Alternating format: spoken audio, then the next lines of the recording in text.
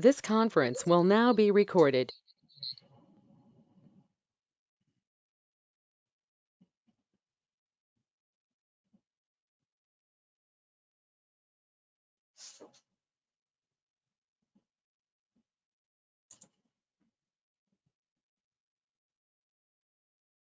Hi, good morning. This is Lisa Tunick. Allison, I don't know if you've kicked us off yet.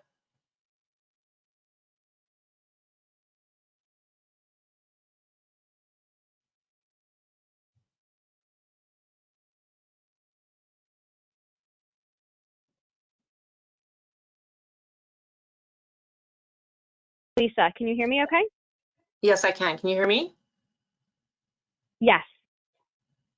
Apologies, Okay. having some sound issues here. Yes, we're excited to have you with us. You can go ahead and get started. Okay, sorry. So good morning, everyone. Thank you for joining us for an interesting discussion of medical marijuana in federally assisted senior housing.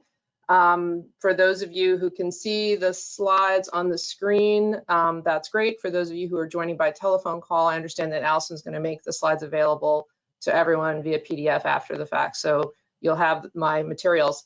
So I'll just go ahead and dive right in. First of all, as of this month, there are more and more states that are legalizing medical marijuana. Currently, there are 47 states with some form of legalization, including the District of Columbia, 4 U.S. territories, and many, many municipalities all have some form of legalization, whether it's medical, recreational, or low dose, something like that. The issue arises, of course, because while states and municipalities may have legalized, federal law has not. So all the way back to 1970, the Controlled Substances Act still maintains that marijuana is a Schedule I prohibited substance. And the Quality Housing and Work Responsibility Act of 1998 that pertains to housing or federally assisted housing prohibits use of possession of illegal substances in federally assisted housing. Now we're all familiar with these requirements. They've been in place for a long time. First of all, you're not allowed to admit active users. However, there is a provision that tenants may be evicted for use. It's not mandatory, and we'll get into that a little bit later. Additionally, for those who are curious about whether reasonable accommodations might apply, and we'll discuss this a little bit later as well, right now the Fair Housing Act specifically excludes current illegal use of a controlled substance as a basis for disability. So that's a quick run through of the federal laws that conflict with the state or local laws. However, there have been some interesting prohibitions on enforcement of the federal standards, and Congress has acted via appropriations to prohibit the Department of Justice from using federal funds to prevent states and municipalities from actually implementing their medical marijuana laws. So what that basically means is DOJ is not prohibiting states from opening or allowing dispensaries and whatnot to open. So don't know if that's going to continue, but that's what's going on. Now, on the federal level, there are a couple of proposed laws that would loosen the standards.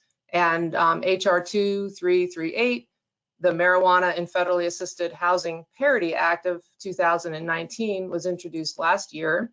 It would treat marijuana the same as tobacco products.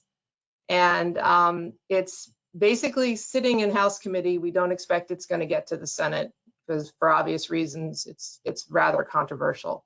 But its intention is to reduce the disparity between the disproportionately impacted, typically low-income and minority communities that live in federally assisted housing.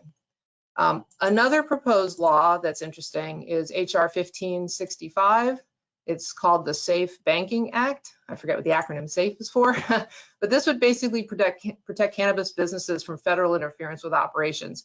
This basically has to do with dispensaries are now forced to operate on an all-cash basis because they can't use the banking laws because of the federal prohibitions. This is not a housing bill, but it's one to watch because if this one actually passes, it sort of opens the door to some housing issues. And this has basically come out of the House and is sitting in the Senate, although it's unclear whether it's going to get any traction there. Additionally, besides the proposed laws, there's some actions that the federal government has taken. In 2014, Department of Housing issued a memorandum, and it reminded housing providers that QARA provides the discretion on whether to evict or not. This current administration is not as accommodating, and they've pretty much have indicated that they haven't said so much evict, but they don't discourage it. But with one exception, in New York and New Jersey, the regional administrator openly has stated that medical marijuana should be legal. And in fact, we do believe that she interceded and made sure that a 78-year-old who had been evicted for use was readmitted. So it seems like there's different parts of the administration that have different views. Okay, next issue. So this raises a lot of interesting conflicts and issues. First of all, it's unclear whether the federal law preempts the state, given that there are so many states and municipalities out there with their own legislation and laws that are functioning despite the fact that there's these federal prohibitions. There's also a lack of a federal police power to actually enforce this.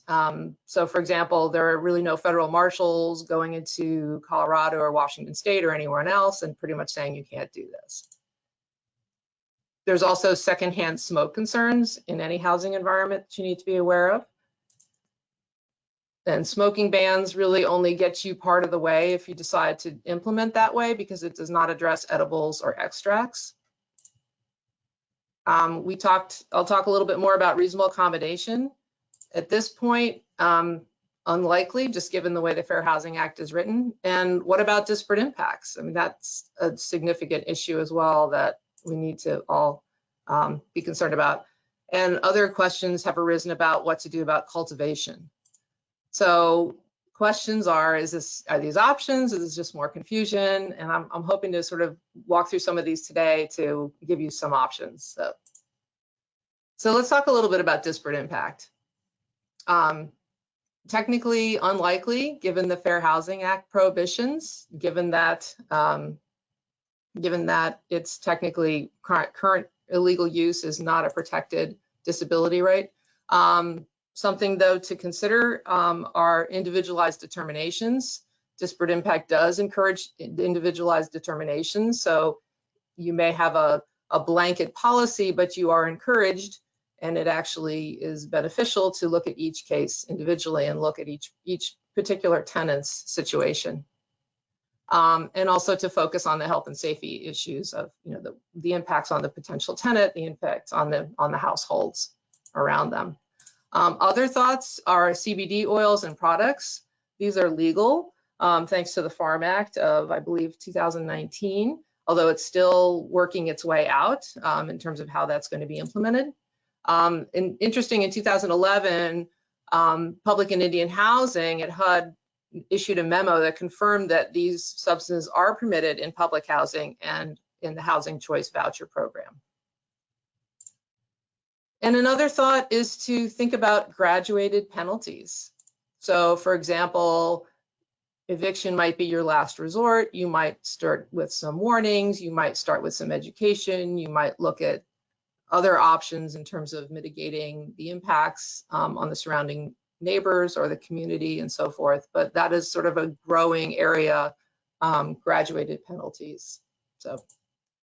And that's it. I guess I stepped through that faster than I expected to. I'd be happy to go back over any issues, and I'm happy to open this up to questions. Thank you, Lisa. Sure.